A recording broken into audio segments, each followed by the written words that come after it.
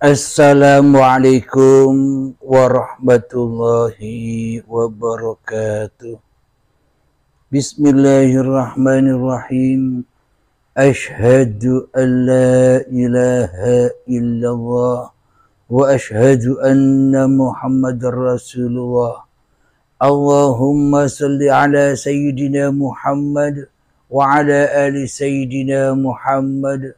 Rabbis rahli sadri wa yassirli amri wahlul 'uqdatam min lisani yafqahu qawli. Amin. Bismillahirrahmanirrahim. Salam hormatku, salam ta'zimku buat para jemaah tercinta, baik yang ada di dalam ataupun yang ada di luar negeri. Semoga kita semua senantiasa selalu di dalam lindungan Allah Subhanahu wa Ta'ala.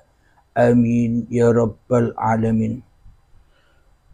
Alhamdulillahirabbil alamin. Di awal pagi yang indah ini, marilah kita kemahkan di dalam nyawa, di dalam jiwa, di dalam hati, di dalam ruh, dan di dalam kehidupan ini dengan kalimah-kalimah thayyibah. Subhanallah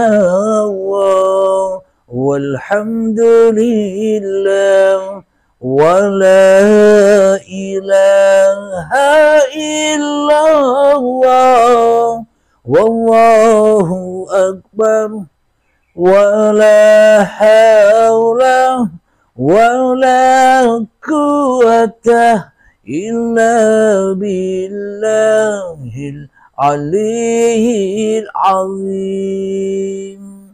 Sadaqallahul azim. Di sebuah yang indah ini, kajian kami beri judul Perang Nuklir, yang mana imbas dari perang nuklir itu akan membunuh banyak ras manusia. Militeria yang berbasis di Rusia. Lavrov mengatakan bahwa Rusia yang telah meluncurkan apa yang disebutnya sebagai operasi militer khusus melawan Ukraina sejak Kamis 24 Februari 2022 lalu akan menghadapi bahaya nyata jika Kiev memperoleh senjata nuklir. Berdasarkan laporan kantor berita TASS, Lavrov mengatakan bahwa Rusia tidak akan mengizinkan Ukraina memperoleh senjata nuklir. Sebelumnya pada Selasa 1 Maret 2022, Lavrov mengatakan pada konferensi perlucutan senjata di Jenewa, Swiss, bahwa Ukraina telah berusaha untuk memperoleh senjata nuklir. Dikutip dari Reuters, dia menyebut itu bahaya nyata yang membutuhkan tanggapan Rusia. Lavrov juga menyerukan Amerika Serikat untuk menarik senjata nuklirnya dari Eropa. Lavrov menyampaikan pidato lewat tayangan video yang kemudian diikuti dengan aksi walkout oleh banyak diplomat termasuk dari Prancis dan Inggris. Saat video itu diputar, para diplomat melakukan aksi itu sebagai bentuk protes invasi Rusia ke Ukraina. Aksi walkout para diplomat ketika video Lavrov diputar juga terjadi pada pertemuan Sehingga panas bumi ini, sehingga tidak aman untuk ditinggali bumi ini. Garis besarnya demikian. Tapi secara hakikatnya perang nuklir itu yang bagaimana? Perang nuklir adalah jiwa atau nyawa yang selama ini diakui oleh iblis dan setan, yang diakui oleh hawa nafsu yang merasa bernyawa, hawa nafsu yang merasa berjiwa, hawa nafsu yang merasa berhati, hawa nafsu yang merasa berroh, dan hawa nafsu yang merasa punya hidup. Inilah tanda-tanda kita selama ini kalah di dalam perang nuklir, mati di dalam perang nuklir, mati jiwanya, tidak sadar bahwa kita selama ini punya Tuhan, bahwa kita selama ini tidak sadar hidup dengan Tuhan, bahwa kita selama ini tidak sadar badan dengan Tuhan, bahwa selama ini kita tidak sadar hidup dan badan, langit dan bumi, serta di antaranya, yakni semua apapun yang kita lakukan di dalam kehidupan ini, sejak bangun tidur sampai tidur lagi, selalu bersama Tuhan, selalu digerakkan, diaktivitaskan, diperjalankan oleh uripe Allah. Selama ini kita tidak menyadari karena sudah dibombardir oleh Dajjal, dibombardir oleh iblis dan setan, dibombardir oleh hawa nafsu kita sendiri, sehingga tidak sadar kita dalam bertuhan, sehingga tidak sadar kita di dalam beragama. Jadi perang-perang secara fisik itu sangat tidak ada artinya sama sekali. Walaupun besar sekalipun menurut manusia, tapi di sisi Allah tidak ada harganya karena perang-perang mainan. Akan tetapi peperangan yang sungguh-sungguh peperangan, perang yang besar di sisi Allah itu adalah berperang melawan ketidaksadaranmu, berperang melawan keangkuhan dirimu di dalam hatimu. Perang yang sesungguh-sungguhnya, perang yang akbar di sisi Allah adalah memerangi kesombonganmu di dalam hatimu, yakni memerangi hawa nafsumu dewe-dewe. Itulah yang dimaksud perang yang akbar. Jadi dikatakan di dalam hadisnya Nabi Muhammad sallallahu alaihi wasallam,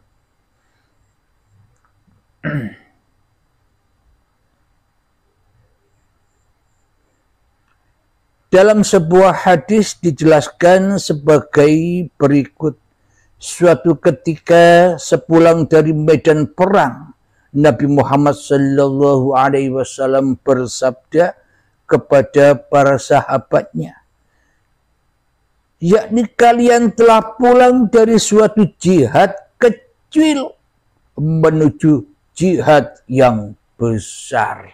Padahal sudah melaksanakan atau selesai berperang dalam perang yang besar, kata hawa nafsunya, kata manusianya, peperangan yang maha dahsyat. Bila diilustrasikan zaman akhir seperti ini, yakni perang nuklir, perang yang maha dahsyat menurut manusianya, menurut hawa nafsunya. Akan tetapi di sisi Allah itu perang-perangan, di sisi Allah itu perang mainan saja. Akan tetapi di sisi Allah perang yang sesungguhnya adalah memerangi dirimu sendiri. Lalu sahabat pun bertanya, apakah jihad yang lebih besar itu, wahai Rasulullah? Rasulullah menjawab, jihad melawan hawa nafsumu. Inilah bukti logika ayat-ayat yang sudah ada bahwa perang yang akbar, perang yang azim, membela jihad untuk membela agama Allah itu adalah yakni peperangan melawan hawa nafsumu sendiri, mentiadakan dirimu sendiri, mentidakwujudkan dirimu sendiri, menggaibkan dirimu sendiri, mematikan dirimu sendiri. Mutu qoblal maut, matilah sebelum matimu. Inilah peperangan yang akbar, karena di dalamnya manusia akan bertemu Tuhannya. Bila peperangan secara fisik, peperangan secara manusia, peperangan secara hawa nafsu, tidak akan pernah bisa bertemu Allah. Bila menang pun di dalam peperangan fisik itu, akan tetapi kita pasti tidak bertemu Allah, melainkan bertemu hawa nafsune dewe-dewe, bertemu dengan kebanggaan hati karena sudah menang di dalam peperangan syariat, karena sudah menang di peperangan fisik itu. Kita merasa bangga dan merasa mulia dengan kemenangan-kemenangan itu. Jadi perang yang main-main saja, perang-perangan, perang dolanan, kata orang Jawa. Jadi peperangan yang sesungguhnya adalah ketika dirimu sudah tak hidup lagi, ketika dirimu sudah tak wujud lagi di hatimu. Peperangan yang sesungguhnya bila dirimu tak nyata lagi di hatimu. Peperangan yang sesungguhnya bila dirimu sudah tak merasa bangga, sudah tak merasa mulia dengan apapun yang kau punya. Karena sudah dipersembahkan, karena sudah dipasrahkan, karena sudah direlakan, dikembalikan kepada yang berhak, yakni bila tanpa uripe Allah semuanya takkan pernah terjadi. Kehidupan dunia ini takkan pernah terjadi tanpa uripe Allah. Kewujudan dunia dan kewujudan diri kita di dalam dunia ini takkan pernah terjadi.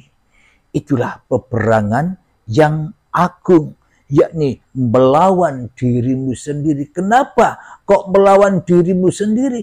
Karena diri kita itu adalah hakikatnya iblis dan setan. Karena diri kita itu sendiri hakikatnya Dajjal dan Ya'juj wa Ma'juj. Hakikat diri kita adalah setan yang terkutuk. Karena itu harus dimusuhi dan dimusnahkan. Bila kita bukan setan, bila kita bukan iblis, bila kita bukan Dajjal, bila kita bukan Ya'juj wa Ma'juj yang selalu membawa kerusakan di bumi ini, di badan ini, maka takkan mungkin untuk memeranginya. Inilah bukti kata Allah atau kata manusia bahwa setan iblis itu gaib. Kenapa? Karena manusia tidak tahu hakikat diri sejatinya yang menjadi setan. Dikira setan itu bukan dirinya, dikira setan itu, dikira iblis itu makhluk lainnya, dirinya sendiri. Maka dari itu kata manusia setan iblis itu gaib, akan tetapi kata Allah, inna syaitana lakum aduwwum mubin. Sesungguhnya setan itu adalah musuhmu yang sangat nyata bagimu. Siapa yang paling wujud di dalam hatimu? Siapa yang paling hidup di dalam hatimu? Siapa yang paling nyata di dalam hatimu? Siapa yang paling jelas nampak di dalam hatimu? Siapa yang kau syahadati selama ini? Siapa yang kita selalu saksikan selama ini di dalam hati kita? Kan diri kita sendiri yang merasa ada, yang merasa wujud, yang merasa hidup. Itulah iblis dan syaitan. Itulah Dajjal laknatullah. Itulah berhala-berhala, arca-arca yang selama ini kita sembah. Maka dari itu perintah Allah dan Rasulnya untuk membunuh atau memerangi hawa nafsu, supaya hawa nafsu ini, supaya iblis dan setan, supaya Dajjal tidak jadi Tuhan lagi di dalam diri kita, melainkan pasrah, rela, Islam kembali kepada uripe Allah. Apa bukti kekalahan-kekalahan perang-perangan kita selama ini? Dalam kehidupan kita kalah perang. Otomatis di dalam kehidupan ini kita kalah perang. Akhirnya kita menjadi budak-budak perang. Akhirnya kita menjadi budak-budaknya iblis dan setan. Budaknya Dajjal, yakni dirasuli oleh iblis dan setan, dirasuli oleh Dajjal, diutus oleh iblis dan setan, serta Dajjal disuruh-suruh oleh iblis dan setan, serta disuruh-suruh oleh Dajjal, yang mana semuanya mengandung li nafsi, kembalinya, roji'unya kepada hawa nafsunya sendiri. Maka dari itu agama diturunkan kepada Kanjeng Nabi Muhammad untuk diserukan kepada umat manusia agar manusia bisa lepas dari perbudakan-perbudakan ini, agar manusia innama bu'istu liutammima makarimal akhlak, agar manusia bisa berperang untuk membenahi akhlaknya kepada Tuhannya. Karena kita selama ini, kita lebih berakhlak kepada Dajjal, kita lebih berakhlak kepada iblis dan setan, kita lebih berakhlak kepada fahsya wal munkar di dalam hati kita. Itulah yang dimaksud kita selama ini kalah di dalam peperangan kehidupan ini. Dosa-dosa yang kita takutkan selama ini sudah menimpa kita ketika kita masih merasa wujud. Itulah lembah dosa, itulah lembah api jahanam.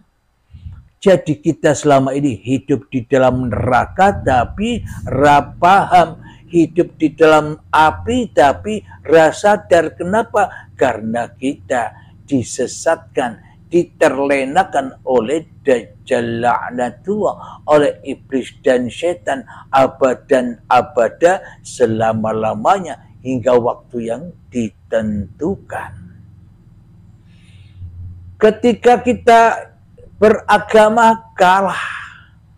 Kenapa? Karena beragamanya hanya formalitas saja, tapi hatinya tak ada agama sedetik pun, sebiji darah pun. Di dalam laku syariat-syariat ibadah menurut agamanya masing-masing pun kita selalu kalah dan kalah. Karena di dalam hati kita selalu pulang kepada diri manusianya daripada pulang kepada diri Tuhannya. Kita kalah terus di dalam peperangan. Sholat kita dikalahkan, ibadah-ibadah kita dikalah-kalahkan, tahajud kita dikalahkan, duha kita dikalahkan, perbuatan baik kita dikalahkan, amal-amal ibadah, amal-amal kedermawanan kita dikalahkan. Kenapa? Karena kita ambil sendiri. Kenapa? Karena tidak kita persembahkan kepada al-haq. Akan tetapi selama ini kita hanya persembahkan hasil peperangan itu, hasil dari seluruh ibadah yang kita lakukan, hasil dari kehidupan ini kembali kepada Dajjal, kembali kepada iblis dan setan, kembali linafsi kepada dirinya sendiri. Inilah perang nuklir itu yang menewaskan banyak korban. Sholatnya jadi korban, ibadahnya jadi kurban, zakatnya jadi kurban, puasanya jadi kurban, umroh hajinya jadi kurban, kebaikan-kebaikannya jadi kurban, sehingga bertumbangan, terbakar, mati di sisi Allah. Alhamdulillahirabbil alamin. Sebelum kita lanjutkan perang nuklir ini, marilah kita hening-heningkan diri kita di hati kita, malam-malamkan diri kita di hati kita, sunyi-sunyikan diri kita di hati kita, gelap-gelapkan diri kita di hati kita, supaya uripe Allah lebih nyata daripada diri kita di hati kita. Bismillahirrahmanirrahim. Mengheningkan cipta, mulai, silahkan.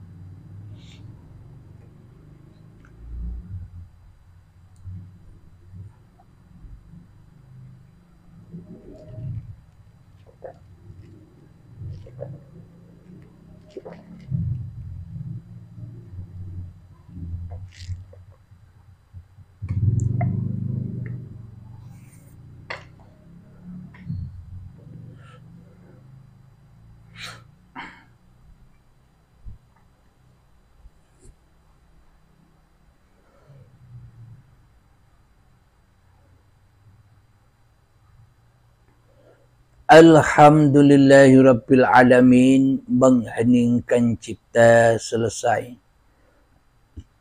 Marilah kita buka, silakan dibuka Al-Qur'annya di dalam surat Al-Imran ayat yang ke-123 sampai 125. Silakan disimak. A'udzu billahi minasyaitonir rajim. Bismillahirrahmanirrahim. Yang artinya, sungguh Allah telah menolong kamu dalam peperangan Badar, padahal kamu adalah orang-orang yang lemah. Karena itu bertawakallah kepada Allah supaya kamu mensyukurinya. Ingatlah ketika kamu mengatakan kepada orang mukmin, apakah tidak cukup bagi kamu Allah membantu kamu dengan 3.000 malaikat yang diturunkan dari langit? Yang cukup jika kamu bersabar dan bertakwa, dan mereka datang menyerang kamu dengan seketika itu juga, niscaya Allah menolong kamu dengan 5.000 malaikat yang memakai tanda. Sadaqallahul azim.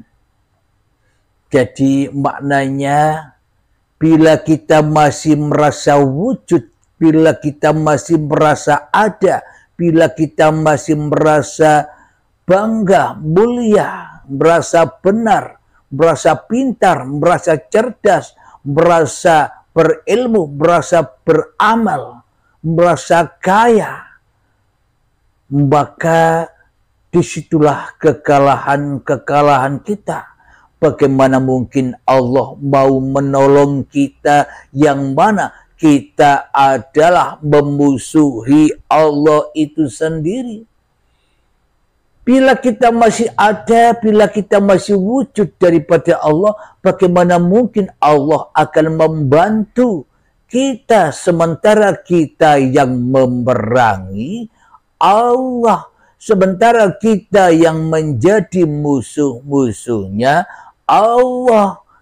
Bagaimana mungkin Allah akan membantu manusia yang tidak bertawakal kepada Tuhannya, melainkan manusia selama ini hanya bertawakal kepada Dajjal, hanya bertawakal kepada iblis dan setan, hanya bertawakal kepada hawa nafsunya sendiri. Bagaimana mungkin Allah akan menolong? Secara syariatnya bisa jadi, akan tetapi hakikatnya pertolongan itu hanyalah sebagai ketersesatan saja di sisi Allah. Kenapa? Karena manusianya masih ada, masih hidup, masih terwujud daripada Tuhannya, maka kemenangan yang dihadapinya hanyalah istidrat, panglulu, atau Allah menyesatkan hatinya tambah dalam lagi, tambah banggahlah dirinya setelah menghadapi kemenangan. Maknanya kemenangan ini sudah merasa bisa sholat, sudah merasa bisa ibadah, sudah bisa merasa beramal, sudah bisa merasa berilmu, sudah bisa merasa bisa di dalam kepintaran dan kecerdasannya, merasa bisa beramal, merasa bisa bersedekah, merasa bisa membawa umat manusia kepada jalan Allah, maka itulah yang dimaksud ketersesatan bila manusianya masih memusuhi Allah. Apa manusia yang memusuhi Allah itu? Allahnya gaib, manusianya yang wujud. Itulah yang memusuhi Allah. Itulah murtad dari Allah. Itulah yang mensekutukan Allah dengan dirinya. Siapa manusia yang menjadi musuh Allah itu? Manusia yang lebih cinta kepada kewujudan hawa nafsunya daripada kewujudan Tuhannya. Jadi yang dimaksud malaikat-malaikat yang suci, yang untuk menolong hamba-hamba yang bertawakal itu adalah malaikat-malaikat yang ada pada diri manusianya, yakni kesucian manusianya, yakni ketika manusianya kembali kepada kullu mauludin yuladu alal fitrah. Jadi setiap manusia yang terlahir, bayi yang terlahir ini dalam keadaan suci bersih. Maka bila manusianya sudah mendapatkan hidayah, mendapatkan pertolongan, mendapatkan anugerah kepahaman di dalam ilmu hakikat dan makrifat, maka itulah yang dimaksud pertolongan Allah. Maka itulah yang dimaksud malaikat-malaikat yang suci yang menolongnya. Yakni di dalam hati sudah mensucikan hanya Allah yang ada.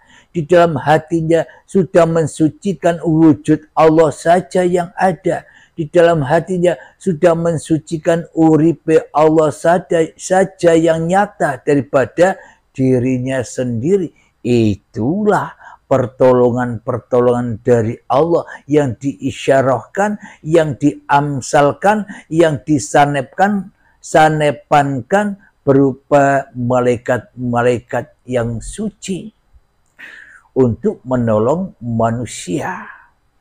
Jadi sungguh indah bahasa-bahasa Al-Quran itu. Bagaimana caranya agar Allah selalu menolong diri kita? Caranya ya jangan menjadi Tuhan. Maka dari itu berbaiatlah untuk zakat, untuk membersihkan diri kita dari diri kita. Sebelum kita membersihkan hidup dan badan yang kita aku sebagai kita, maka bersihkanlah ilmu-ilmu kita, sucikanlah ilmu amal-amal kita, sucikanlah kepintaran kecerdasan kita, sucikanlah keberadaan diri kita di hati kita, sucikanlah harta-harta kita, sucikanlah anak-anak kita, sucikanlah istri-istri kita, sucikanlah urusan-urusan yang selain Allah, dan sucikanlah badan dan hidup ini hingga kembali kepada Allah. Itulah pertolongan-pertolongan Allah lewat yang diamsal atau yang dimisalkan atau yang disanepan atau dikiaskan berupa sosok malaikat. Padahal ya uripe Allah dewe. Tanpa manusia belajar ilmu hakikat, tanpa dibaiat dulu Imam Mahdinya, maka Imam Mahdinya takkan pernah bisa berperang. Berperang sama siapa? Apa berperang dengan Allah? Apa berperang memusuhi Allah bila tidak dibaiat? Dibaiatnya Al-Mahdi supaya bisa memerangi awake dewe. Tanpa disembelih, tanpa dikorbankan, tanpa dizakatkan dirinya kepada Allah, maka Al-Mahdi takkan pernah bisa perang dan kalah terus seperti selama ini. Mari kita lanjutkan ayatnya di dalam surat Al-Imran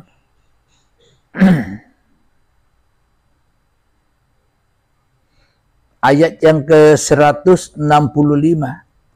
Bismillahirrahmanirrahim. Yang artinya, apakah ketika kalian ditimpa musibah di peperangan Uhud, sementara kalian telah mendapatkan kemenangan 2 kali lipat di perang Badar? Kalian pun berkata, bagaimana kami bisa kalah? Katakanlah, musibah kecelakaan itu berasal dari diri kalian sendiri. Alhamdulillahirabbil alamin. Jadi cocok paslah dengan apa yang kita kaji tadi, bahwa musibah, bahwa kekalahan, bahwa kesalahan, semua itu terjadi karena hawa nafsu kita sendiri yang sok jago, yang sok jadi Tuhan, yang sok memerangi Tuhannya, yang sok memerangi takdir Tuhan, yang sok melawan takdir Tuhan, yang sok gagah, yang sok bisa menenggelamkan atau bisa menghadapi takdir Tuhan di dalam hatinya. Itulah musibah kekalahan seluruh manusia karena manusia mengunggul-unggulkan dirinya sendiri di hatinya. Subhanallah, sungguh nyata, sungguh logika apa-apa yang diterangkan oleh Allah ini di dalam Al-Quran. Kita baca ayat yang selanjutnya di surat At-Taubah ayat yang ke-25.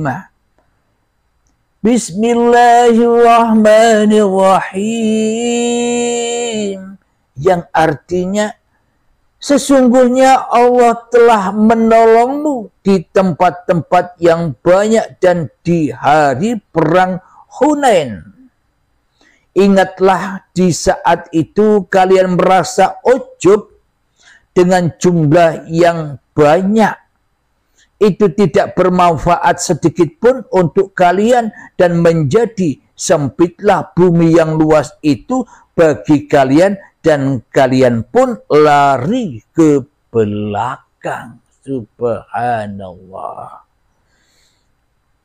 Jadi kita selama ini ujub pada diri kita sendiri. Meskipun kita merasa pintar, meskipun kita merasa cerdas, meskipun kita merasa berilmu, meskipun kita merasa banyak ibadah, meskipun kita merasa sebagai ulama, meskipun kita merasa banyak sholatnya, meskipun kita merasa banyak sedekahnya, meskipun kita merasa banyak sudah melakukan ibadah-ibadah yang diperintahkan secara syariat, tapi semuanya tidak bermanfaat atau sia-sia ketika diri kita masih ada di dalamnya. Maka bila diri kita yang ada, ujub lah yang terjadi, membanggakan diri manusianya daripada membanggakan Tuhannya yang sudah mentuhani manusianya. Ya kalah terus karena tak tahu musuhnya, yang ternyata musuh Tuhan adalah diri manusia kita sendiri, yang menyebabkan kita terbelenggu di dunia ini, tak bisa sampai pulang kepada akhirat, tak bisa sampai pulang kepada lillah.